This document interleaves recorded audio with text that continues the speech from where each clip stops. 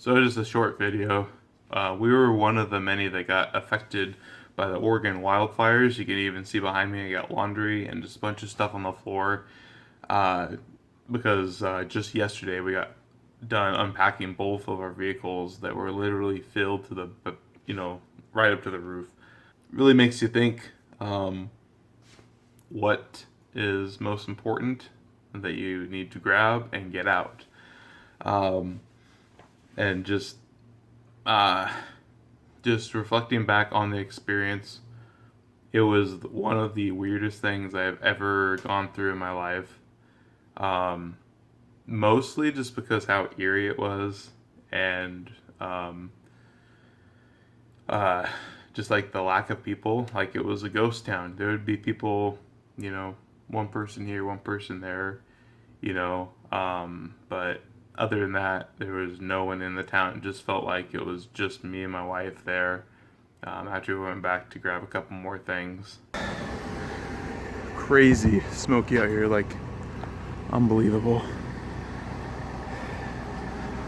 We're like right out of just barely out of the red zone.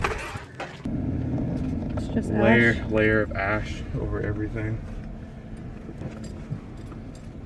How dense the smoke is.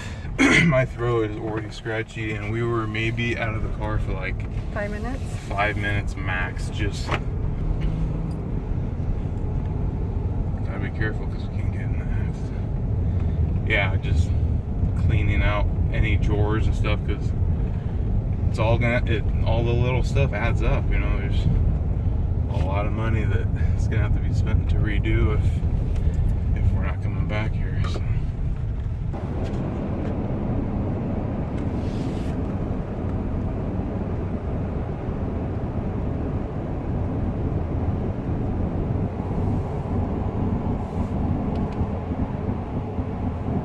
Yeah, it was just the weirdest thing I've ever went through, and I'm glad I went through it. It really showed how the community pulled together, and a whole bunch of people with horse trailers and um, um, uh, transporting livestock. People, that already evacuated. They're like, hey, can anyone that's available, help me get my horses, my cows, all the way down to chickens and rabbits, and have a place to stay, and just how awesome the community was, and just strangers helping strangers, that they didn't even know from Adam, and that they were willing to, help each other out.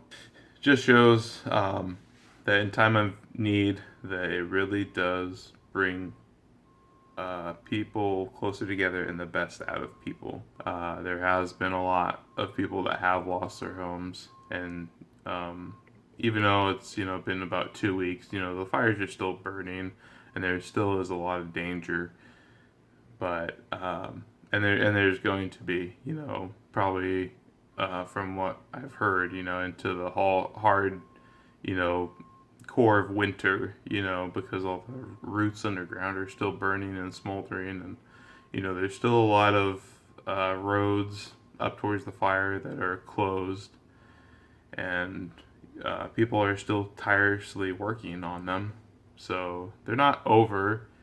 And there is still danger, but with evacuation maps, and the most reliable source I found was our county's sheriff department, to inform us where the fire was, where the evacuation zones were, if they're extending them or retracting them. But it was quite the experience to go through, and if you were one of the ones that were affected by it, there's people all around that are still willing to help, and still, getting, supplies and accessories, and, whatever you might need. And Red Cross was out helping a lot of people, and there's like areas set up designated for them to help people out. it was just a crazy experience. It was really scary, but also really just like it kind of just made you run off adrenaline for a while. And that's what, and after that, it's kind of started wearing off a little bit. You know, you're just like, I'm completely exhausted, but I cannot stop because this is a huge danger, you know. And um, that's why we left and went up to a hotel because I was waking up every 15 minutes just trying to, you know, where's the fire now? Okay, well, I need sleep, so I'm gonna sleep for a little bit. And what restless sleep I did get, next 15 minutes, okay, you know, where's the fire at? Because I didn't want to wake up and know it was too late, or, you know, so that helped a little bit, but just didn't like being away from our place and knowing that looters were just literally running rampant and just, you know, stealing people's stuff, you know, right from their house and breaking in and stuff. It's just so crazy that in a time of such desperation that people would take advantage of that. And it was just mind-boggling. Um, so, yep, just a small update. I want to look back on this video and just, you know, years from now and just kind of, you know, be like, oh yeah, that's how it was, and not to forget the feeling or the intensity of that, and just how thankful I am to still have a place.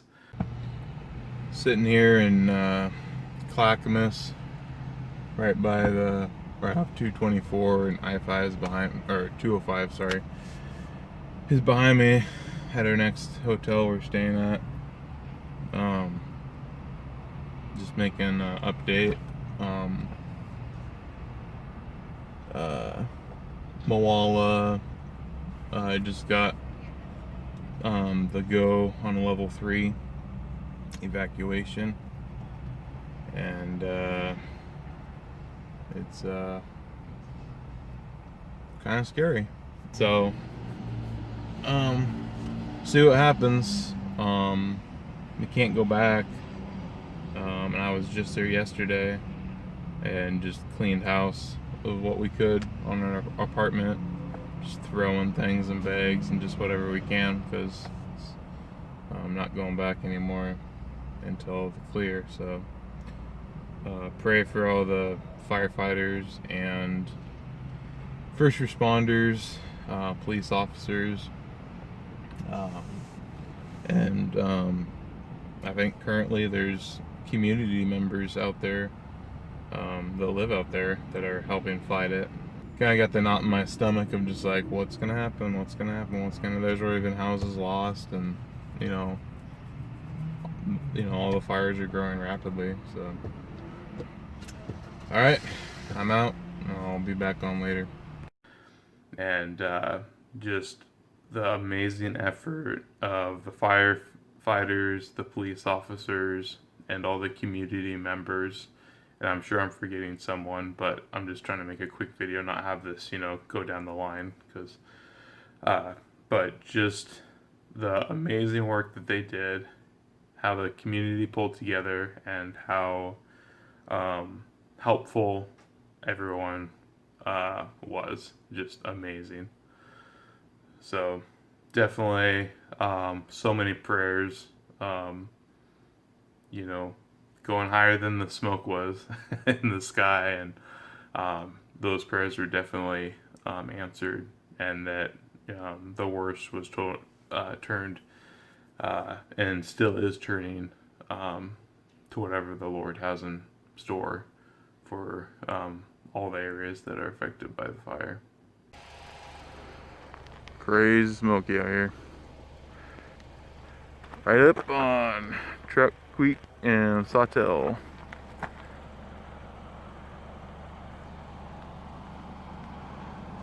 Horrible smoke up here.